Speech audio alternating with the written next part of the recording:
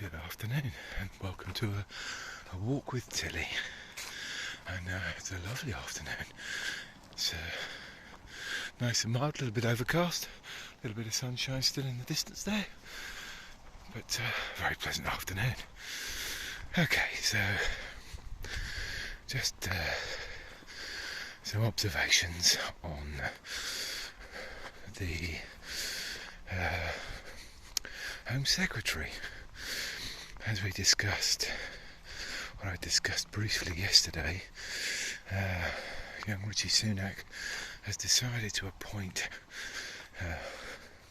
or reappoint Suella Braveman, who, how can we put this as diplomatically as possible, it is pretty deeply unpleasant.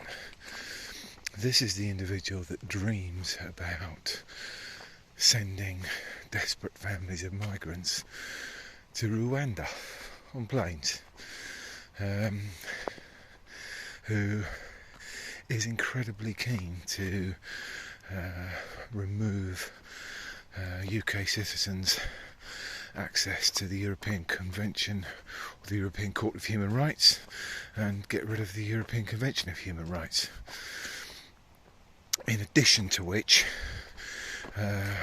she basically thinks anyone claiming benefits is exploiting the system, despite there being, 40% of benefit claimants in the UK are working, and it's a subsidy to keep them from basically poverty. An unpleasant individual, but it gets worse, far worse. So she was appointed by Liz Truss into the position of Home Secretary, which she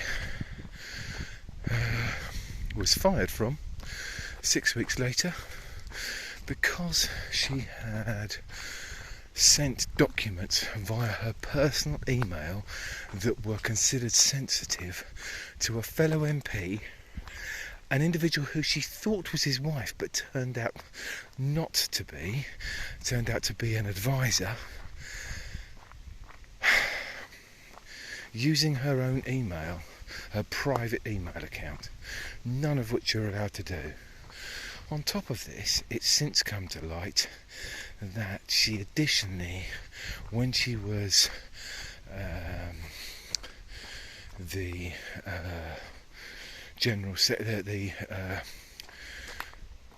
Attorney General, which is essentially the top elected legal official in the government, she had done the same thing. So she had priors as well. And it's now she's evidently undergoing training by CO5 on what she can and can't do. Come on this way. Good girl, come on in. No, we want to go that way. You can go that way.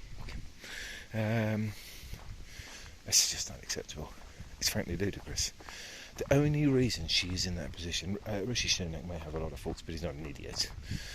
The only reason she is in that position is because she has traded her influence among the hard right of the parliamentary Conservative Party to basically get him across the line and take a vote share away from Johnson, so it didn't go to the party members, because in all probability Richie Sunak would have lost again.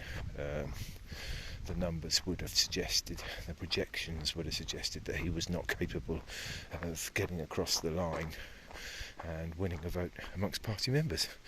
So what they've essentially done is come to an arrangement where this would be it may not be the case. This is slightly a conspiratorial view, but there's just no other way you do it. Why on earth would you reappoint someone who'd been fired less than a week previously for security breaches into the position where they are the head of the British police, effectively, the elected official charged with running the the legal departments of the civil service. It's just ludicrous. It's absolutely shocking.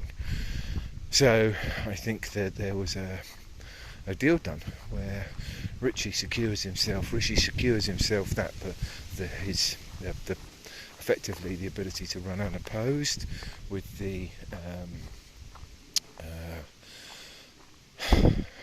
and therefore not need to go to the members of the Conservative Party, and therefore gets himself the premiership. But this, well, I have made in previous videos my thoughts on this particular individual known, so nothing has changed except that it's worse, and it wasn't favourable beforehand. Tilly come. Anyway, those are my ponderances on the subject. Feel free to interject with any thoughts you may have in the comments below. Till then, take care.